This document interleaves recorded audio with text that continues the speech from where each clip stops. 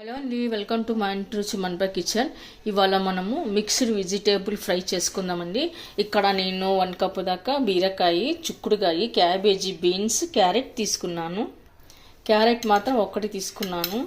మనం కడాయి పెట్టుకుని అందులో 2 టేబుల్ స్పూన్ ఆయిల్ వేసుకున్న తర్వాత 1 టీ స్పూను మినపగుళ్ళు, శనగపప్పు వేసుకుందాము. అలాగే 1 టీ స్పూను మినపగుళ్ళు కూడా వేసుకుందాము. అలాగే ఇప్పుడు కొద్దిగా జీలకర్ర కూడా వేసుకుందాము. ఇప్పుడు కొద్దిగా కలర్ మారాక మనం కట్ చేసి పెట్టుకున్న ఆనియన్ కూడా వేసుకుందాము. ఇప్పుడు ఆనియన్ కొద్దిగా కలర్ మారే వరకు కలుపుకోవాలి. కొంచెం మెరూన్ కలర్ వచ్చే వరకు కలుపుకొని పెట్టుకోవాలి. ఇప్పుడు కొద్దిగా పసుపు వేసుకుందాము. ఇప్పుడు మనము క్యారెట్ వేసుకుందాము,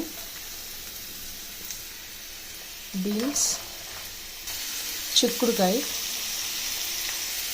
అల్లం వెల్లుల్లి పేస్ట్ వేసాక ఒకసారి కలుపుకోవాలి.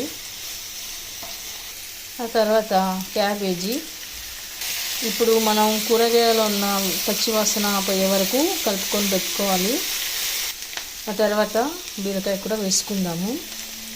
ఇప్పుడు కట్ చేసి పెట్టుకున్న టమాటాలు కూడా వేసుకుందాము.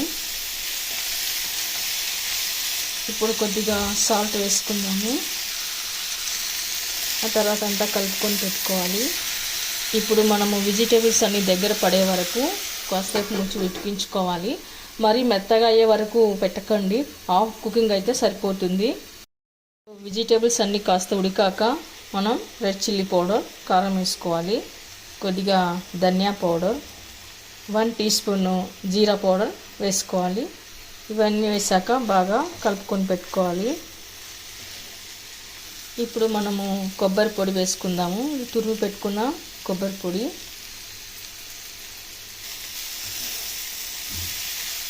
ఇప్పుడు మనం ఫైనల్గా కొత్తిమీర వేసి గార్నిష్ చేసుకుందాము.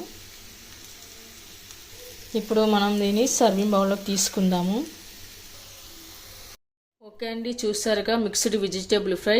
ఈ ఫ్రై రోటీలోకి, చపాతీలోకి, పుల్కోలోకి, రైస్లోకి చాలా బాగుంటుంది. చాలా టేస్ట్గా కూడా ఉంటుంది. మీరు కూడా ఒకసారి ట్రై చేయండి. మీకు ఎలా కుదిరిందో కామెంట్స్లో పెట్టండి, లైక్ చేయండి, షేర్ చేయండి. తప్పకుండా మన ఛానల్ని సబ్స్క్రైబ్ చేయండి. Thank you for watching.